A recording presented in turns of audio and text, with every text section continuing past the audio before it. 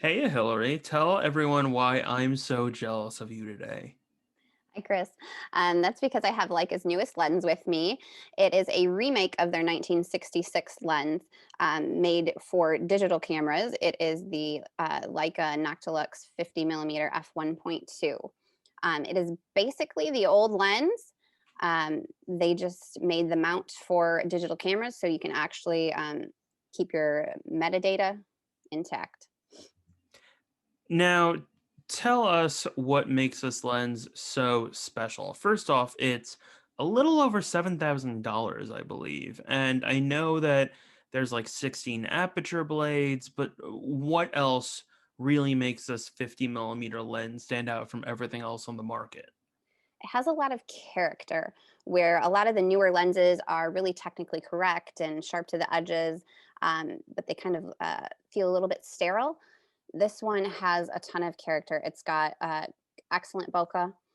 It's got some really dark vignetting when you shoot with it wide open, and it's got some great colors. And that all just wraps together, and it just gives it quite a bit of character and a little bit more style than the lenses, most modern lenses right now. Now, Leica's M lenses, like they have a more classic feeling, obviously, because they've been around for a while. How do they differ from something like a Fuji lens?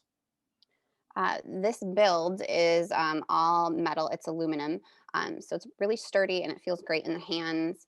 It's also got that classic look. It's got the focus scale in feet and meters there.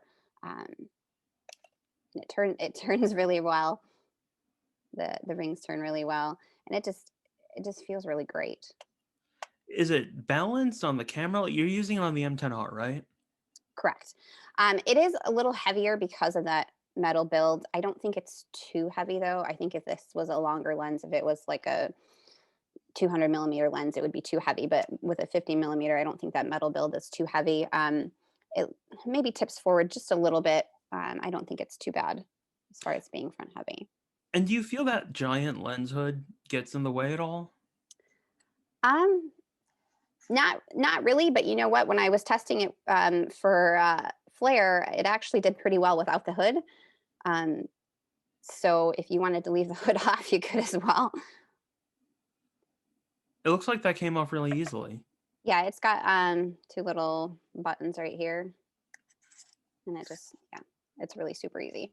And the hood is metal too, right? Yeah, everything is metal. The hood, the lens cap, everything. That's pretty awesome. Cool. So, in terms of using it, obviously it's manual focus. So, how, and I believe you're a Leica shooter, not a Leica shooter, I'm sorry. You're shooting with a Leica right now. You're a Nikon shooter, right? Correct. What's the difference like? Because I know Nikon you're using autofocus most of the time, but with this, like you're using manual focus, and I think you were using the VisiFlex viewfinder and like the Mhm. rangefinder as well too. What's the difference like in shooting? I have to really slow down with this lens versus an autofocus lens. You really have to take your time and make sure the shot's in focus. That's actually great for me because one of the things I tend to do is I tend to take too many shots. And so slowing down with a lens like this is really great for me. I've been using some zone focusing if I think my subject's going to be quick and I need to focus really quick. I've also been using the viewfinder and the focus peaking to slow down and really just take my time and get that sharp shot. So overall then, like your thoughts on this lens. Like would you recommend it? Uh do you feel it's innovative? Like what are your thoughts? Because this is also your first Leica as well too, right? Correct. Yeah. Yeah. Manual focus lenses are not for everybody.